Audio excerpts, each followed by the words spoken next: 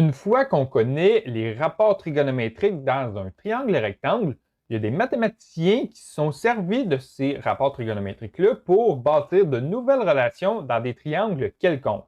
Donc, dans des triangles dont les angles ne sont pas nécessairement à 90 degrés, il y a des mathématiciens qui ont bâti deux nouvelles relations, qui sont la loi des sinus et la loi des cosinus qu'on va voir maintenant. Tout d'abord, dans notre triangle quelconque, donc dans un triangle dont les angles ne sont pas nécessairement à 90 degrés, on va nommer les côtés petit a, petit b et petit c.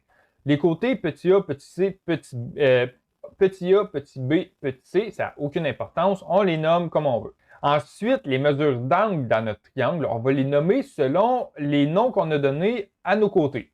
Donc, si on a nommé ce côté-là qui est A, l'angle grand A, ça va être l'angle qui est opposé à notre côté A. Donc, on a le côté A ici. Donc, l'angle qui est opposé, on le nomme l'angle A, l'angle grand A. Ensuite, on a le côté B ici. L'angle qui est opposé à notre côté B, on va le nommer l'angle grand B. Et on a le côté C ici, donc l'angle qui est opposé, on va le nommer l'angle grand C. Donc, soit on va nommer notre angle grand A, grand B, grand C, ou on va utiliser les lettres grecques qui est alpha, bêta et gamma.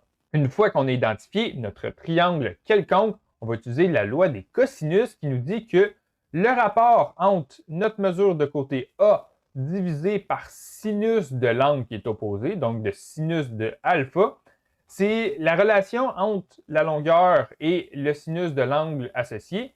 C'est égal, c'est le même ratio entre notre côté B et divisé par sinus de l'angle qui est opposé. Et ce rapport-là, c'est le même rapport, c'est égal à notre longueur du côté C divisé par sinus de l'angle qui est opposé ici.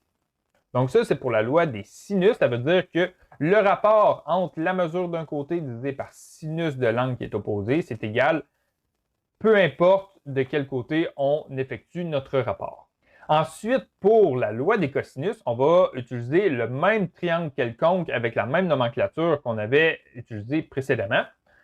Et ça nous dit que si on cherche la mesure d'un des côtés, donc par exemple, on cherche la mesure du côté A ici, et qu'on connaît la mesure des deux autres côtés et de l'angle qui est opposé, ce qu'on va faire, on va prendre la mesure d'un des côtés qui est adjacent, qu'on va mettre au carré, plus la mesure de l'autre côté qui est adjacent au carré, et on va lui soustraire 2 fois la longueur d'un des côtés multiplié par la longueur de l'autre côté qui est adjacent, multiplié par cosinus de l'angle qui est opposé, et ça nous donne la longueur qui est ici, qui est mise au carré. Je sais que les équations ici sont un peu complexes, mais je vous invite à les garder à proximité et dans la prochaine vidéo, on va faire un exercice dans lequel on va se pratiquer à utiliser la loi des cosinus.